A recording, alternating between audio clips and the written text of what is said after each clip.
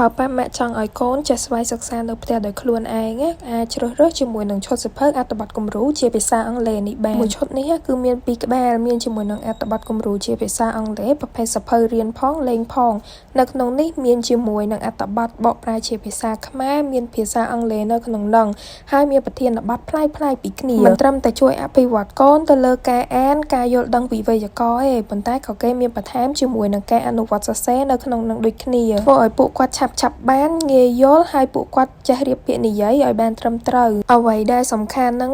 នៅក្នុងនេះគេមកជាមួយនឹង color និងរូបភាពបែបគំនូរជីវចលដែលមិនធ្វើឲ្យពួកគាត់ធុញនៅក្នុងការរៀនសូត្រទេគ្រប់ទំព័រគឺភ្ជាប់មកជាមួយនឹងរូបភាពគំនូរជីវចលដ៏រស់រវើកទាំងអស់ចឹងនៅពេលដែលពួកគាត់កំពុងតែអានកំពុងតែមើលហ្នឹងគឺប្រៀបដូចគាត់កំពុងតែលេងហើយមើលរឿងនិទានអញ្ចឹងពីមួយទំព័រទៅមួយទំព័រ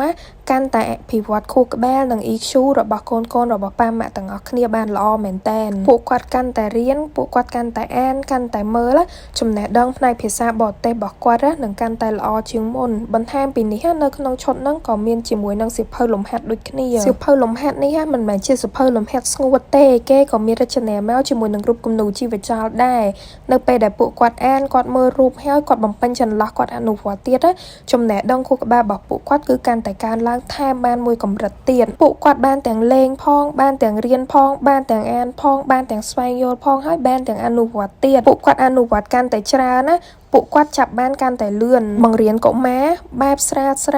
ថ្នមទន់ភ្លន់មិនបង្ខំពួកគាត់ទេអញ្ចឹងពួកគាត់រៀនដោយមិនមានសម្ពាធសៀវភៅអត្ថបទគំរូជាភាសាអង់គ្លេសមួយឈុតនេះគឺស័ក្តិសមបំផុតសម្រាប់កូនប៉ាម៉ាក់ទាំងអស់គ្នានៅក្នុងការអភិវឌ្ឍភាសារបស់គាត់ខាងយើងធានាថាកុមារនឹងពេញចិត្តនៅពេលដែលគាត់បានអានជាមួយនឹងសៀវភៅនេះហើយបានអនុវត្តជាមួយនឹងសៀវភៅនេះឥឡូវនេះកំពុងតែមានប្រូម៉ូសិនមួយឈុតនេះចុះតម្លៃនេះសល់ត្រឹមតែ 49,000 រៀលតែប៉ុណ្ណោះតម្លៃល្អមែនតើសម្រាប់តែថ្ងៃនេះប៉ុណ្ណោះប៉ាម៉ាក់ទាំងអស់គ្នារនឡើងប៉ាម៉ាក់ទាំងអស់គ្នានេះគឺជាកាដូស័ក្តិសមបំផុតសម្រាប់កូន